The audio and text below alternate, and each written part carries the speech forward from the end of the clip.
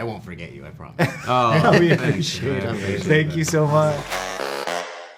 I want to know for both of you what it's like to say goodbye to this character that you've played for now 4 seasons. Seeing these guys talking about the show, it feels like, oh, we're going to go back to Toronto next week and start filming another season. So I don't think it's fully hit me. I think it'll probably hit me, after the show airs and things die down a little bit after the fact. And but yeah, it's obviously incredibly sad. I mean, Ben was a big part of my life for the last almost 6 years and was so formative in many ways in my life and my career. So it'll be really sad, and I'm sure there'll be a grieving process. But I kind of joke around with Justin about the fact that like once the next show that Netflix has comes out, that's when it'll really hit. Like, because we won't be able to go back to Toronto. We'll just be like, oh, no one remembers us anymore.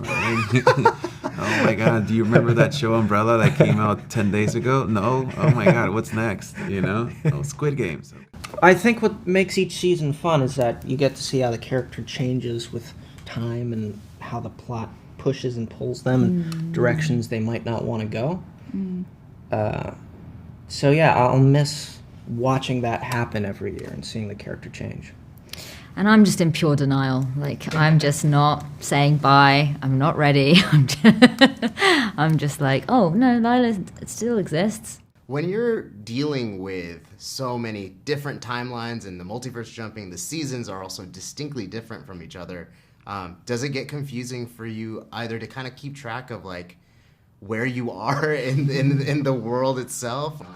One trick I learned is don't think too much about it. Yeah.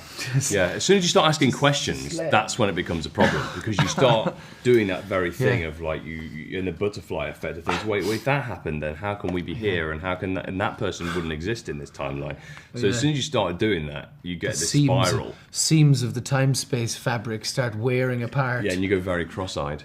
But I like that thing you're saying about every season felt different in its heat and its kind of tone and visually, and every season kind of molt and become a new thing, really, in a way. Yeah, they all stand alone really as seasons, like you say, like the look of them, the feel of them, the tone. So yeah, but I always say, like with Umbrella, you've got to just live the present of the character. So like no matter what the rest of it's been and gone and done and like what timeline you're in, if you play the present of where your character is right now, you'll be fine. It's a safe place. Yeah. Big Wow. mention, by the way, to Megan Mullally and Nick Offerman. Yeah, who are season, just brilliant hysterically funny. They're so funny in our show. They're just such a gift. But it was funny because when we first started, we were given the last scenes that we had together to shoot first, and we hadn't seen each other for like, I don't know, over a year. Something like that. Since the show came out the season before. And we didn't really know even what was going to... Like, we hadn't seen the episodes beforehand, and so it was just like, hey, how's your year? And now I'm going to cry on the floor like a baby while you hold me. Cool. And you just kind of, like, pick up where you left off, and I think that's something that's been so beautiful, and that...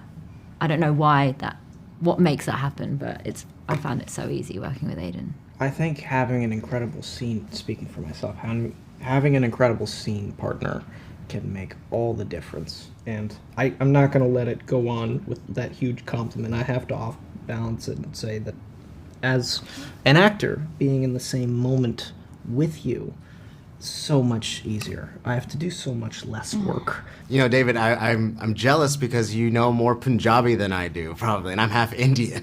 Really? Like, yeah. So that was interesting. I was just wondering about your experience about like diving into that culture just a little bit for the scenes with you and Lila. I've known Ritu for 5-6 years now, so I've sort of been immersed a little bit in that culture, and it's eerily similar to Mexican culture.